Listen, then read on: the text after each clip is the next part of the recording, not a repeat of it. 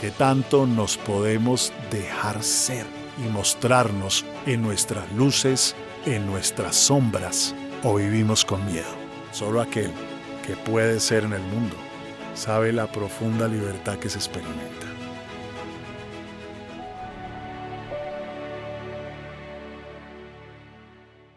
Pero la importancia radica en, por un lado, tener un trabajo que te permita sentirte útil, que agregas valor, que conecta, que sirve, que suma, no solamente al mundo, sino también para poder cumplir mis sueños o mis responsabilidades. Y por otro lado, que revises las creencias que tienes o el mindset que tienes acerca de qué tan importante es esto. La vergüenza inspiracional tiene que ver con que inspirar, motivar, decir cosas que generen mejores ambientes.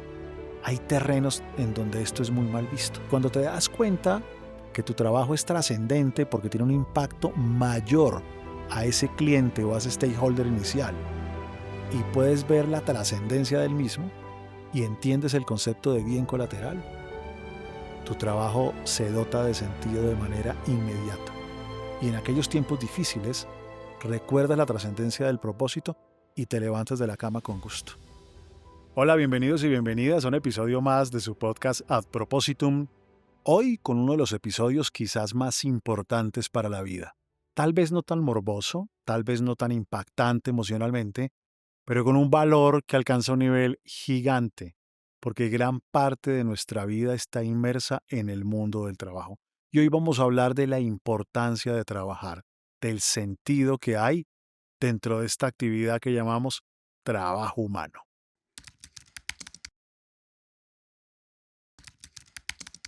La importancia del trabajo humano. Pues mira, ¿te imaginas estudiar 2 décadas, 3 décadas, para después trabajar 3, 4 o 5 décadas en algo que no tiene sentido? Eso haría la vida una desgracia absoluta. Estar uno todo el día, esperando que se acabe el día para ir a hacer lo que a uno le gusta, hace que la vida de uno sea una desgracia total. Estar uno esperando a ver si puedo jubilarme rápido para ahí sí dedicarme a algo que me apasione. Eso hace que la vida de uno sea una desgracia absoluta, absoluta. La mitad del tiempo que estamos despiertos, 8, 10 horas, a veces más, estamos trabajando. Si en el trabajo uno no encuentra sentido, la vida de verdad pesa cantidades, cantidades. Así es que, de entrada, lo más importante del trabajo es tenerlo. Porque cuando uno no tiene trabajo, pues empieza a sentirse inútil con el paso del tiempo. Empieza a sentir que no agrega nada en el mundo. Empieza a angustiarse de no poder cumplir con las obligaciones que tienen que ver con los pagos de la crianza de los hijos, de la salud, del piso que te permite estar tranquilo en la supervivencia. Tu autoestima se va a golpear un montón. Es que pasar 70 hojas de vida, ir a 18 entrevistas y no lograr engancharte en algo, empieza a deteriorarte física y mentalmente. Ver el progreso de tus redes, de amigos, y que te vayas quedando atrás y que se te vayan acabando los ahorros. A veces cuando uno no ha tenido esas experiencias de estar unos meses en el paro, unos meses detenido, le cuesta dimensionar lo que implica no tener trabajo. Ahora, esto depende también de las creencias que uno tenga, porque también yo puedo tener trabajo y no disfrutarlo. Y no disfrutarlo porque todos tenemos creencias acerca de qué tan importante es trabajar o qué tan valioso. Creencias que aprendimos de nuestro primer mentor, que estaba súper cuerdo o súper loco, o de nuestro papá que se quejaba todo el día por la noche, o de mamá, otras creencias nos las inventamos, pero pensamos en lo siguiente.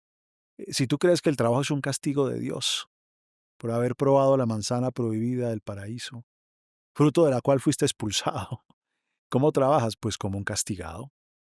Y si tú crees que el trabajo es un castigo de Dios, pues ¿quiénes son tus compañeros de trabajo? Pues tus compañeros de celda.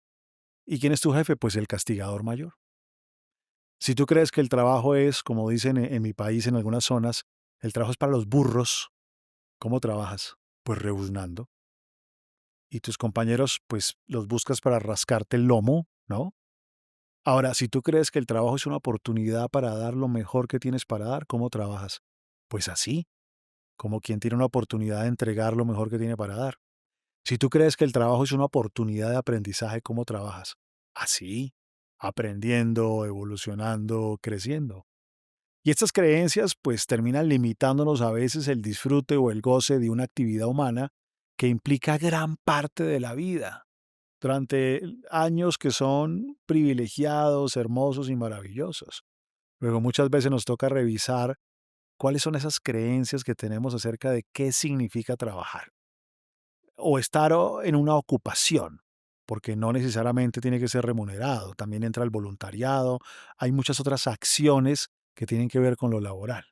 Pero la importancia radica en, por un lado, tener un trabajo que te permita sentirte útil, que agregas valor, que conecta, que sirve, que suma, no solamente al mundo, sino también para poder cumplir mis sueños o mis responsabilidades.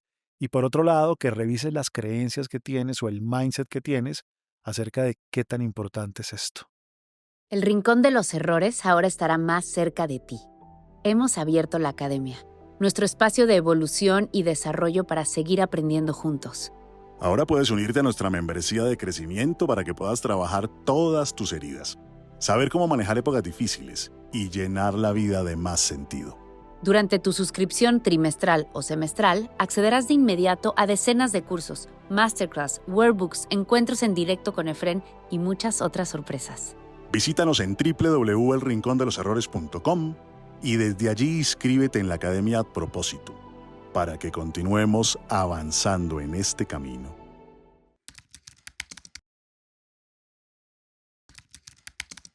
¿Cómo puedo dotar de sentido mi trabajo?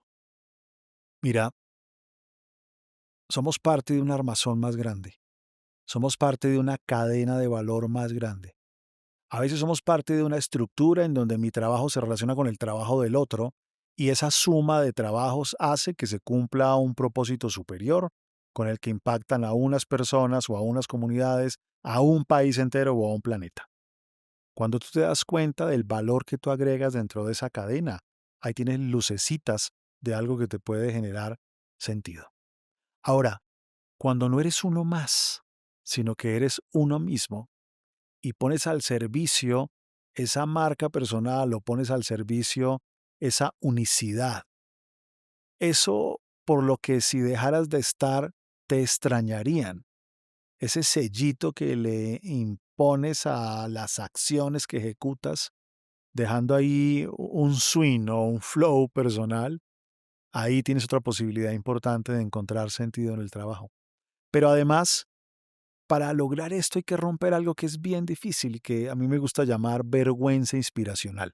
La vergüenza inspiracional tiene que ver con que inspirar, motivar, decir cosas que generen mejores ambientes, hay terrenos en donde esto es muy mal visto. O sea, tú llegas a la oficina y haces un comentario inspirador que conecta y no sobra el que te mire y te dice, ay, vienes muy coel hoy, ¿no? Y ay, ay, sí, perdón, es que hoy soy feliz, ¿no? Como que, como que ser feliz o ser alegre es de segunda categoría en algunos espacios. Como que ser alegre es como de falta de cultura, como que le falta mundo y se alegra por bobadas, ¿no? Y eso hace que entre más serios seamos más analíticos, más académicos, ¿no?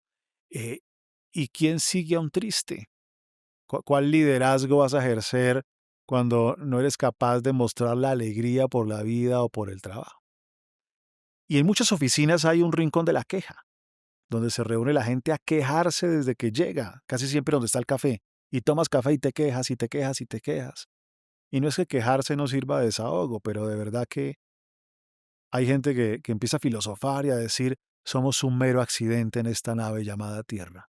Yo soy nihilista, nadaísta. O como decía un filósofo por ahí, si en la vida no existiera la posibilidad del suicidio, yo ya me hubiera matado. Entonces uno habla con ellos 10 minutos y dice, no, pues voy a comprar un poco de cianuro y le caigo en 2 horas. En las oficinas hay personas con las que hablas y a los 10 minutos te quieres dormir, te da sueño y quieres irte ya porque te chupan la energía. Y hay otros que tú llegas y los ves y sin que nombren nada, sin que digan nada, de una vez sonríes.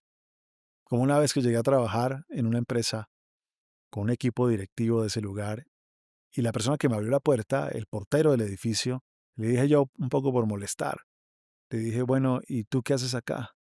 Y el hombre me miró y me dijo, yo soy el responsable de la primera sonrisa del día. Ese hombre no era el portero. Él ocupaba un puesto mucho más importante en esa organización. De esta persona dependía casi todo lo que pasaba en esa organización. Y vieran la montaña de regalos que había en ese diciembre, todos para él. Y cómo caminaba por ese lugar. Él no era el que abría la puerta. Él cumplía una misión mucho más poderosa. Y fue cierto, porque inmediatamente sonreí y él cumplió su propósito. Y yo me llevé puesto eso. Y ese día hice un mejor trabajo. Gracias a ese personaje, hace una década. Y lo recuerdo cada vez que puedo y lo comparto. Entonces, uno, romper la vergüenza inspiracional. Y dos, hacer lo que este hombre hizo. Y es que uno se encuentra a veces con alguien y le dice, bueno, ¿y qué? ¿Tú en qué andas?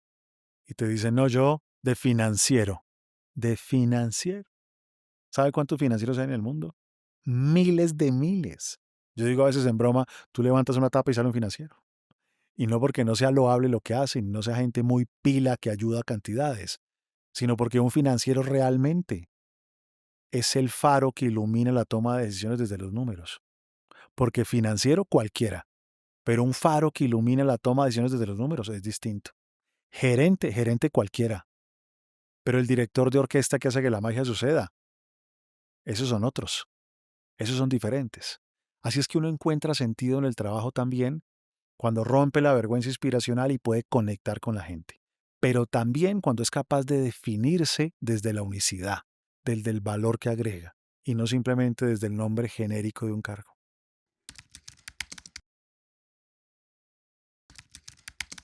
¿Cómo ver uno de forma tangible el propósito de su trabajo?